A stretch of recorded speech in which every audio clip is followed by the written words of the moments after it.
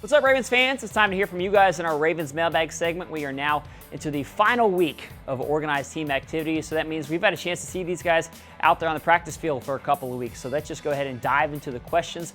The first one comes to us from Twitter. The question is from Double A Walk. And the question is, which players, rookies or otherwise, have you seen make the most growth so far this offseason? I'm going to point to Lamar Jackson, the rookie quarterback, and let's just consider how far he's come, where he started in this process.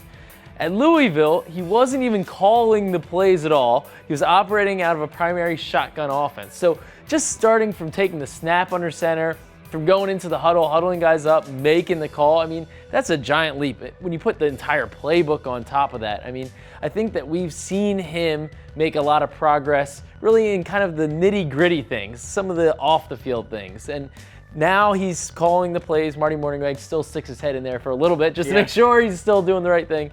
But I think that we've seen that. And in terms of on the field, I think even throwing the ball. From the first week to the second week, I thought Lamar Jackson threw the ball better. He's had nice touch down the field, but he's starting to be a little bit more precise, a little more accurate. You see some of those fundamentals that the Ravens coaches are working with him on, just in terms of his mechanics. You see those starting to pay off. You know, when you talk about calling the plays, for fans who don't know this, basically what they would do at Louisville, the players would just all look to the sidelines. And they're one of those teams that holds up all those crazy signs on the sidelines, and that's how they make their play calls. They didn't huddle up. They didn't get everybody together. I mean, it sounds kind of basic, but that's the way that football is these days at the college level. They don't do that. Right, and you hear the string of the play calls. I mean, it's like 10 words long. I mean, it's not easy. That's a pretty steep learning curve, I think. Yeah, all right, so let's move on to the next question here. This one comes to us from Chris Wellham 52. And the question is, how are the CJ Mosley contract negotiations going? We need him locked up for years to come. Well, right now we have not heard any updates in terms of CJ and the Ravens closing the gap on what he expects that contract to be.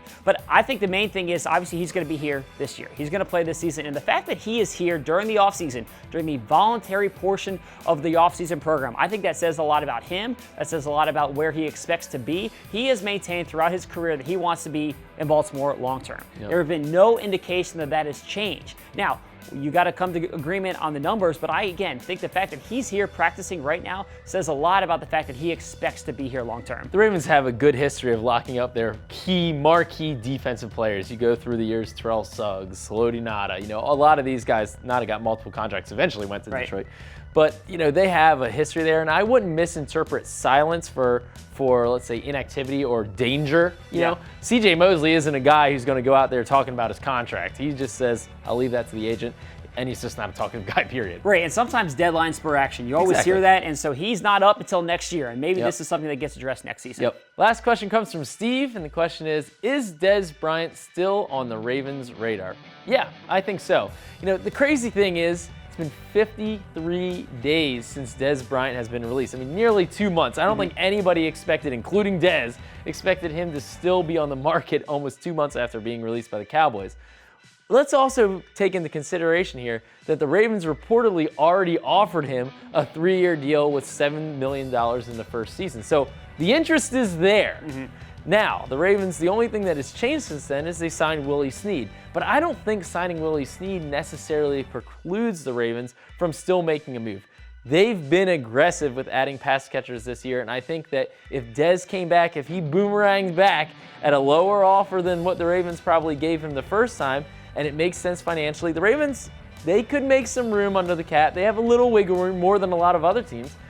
If the numbers are right, and Dez doesn't have another team, I think he's going to want to play, and he could reconsider. He's also indicated that the decision on his part may not come until training camp. So this is a saga that may take a few more weeks and maybe even months to unfold. Exactly. So that does it for us in this week's edition of Ravens Mailbag. But as always, we love to hear from you guys. So send in those questions on social media every single week using the hashtag Ravens Mailbag. Thanks for watching, everyone. Have a great rest of your day.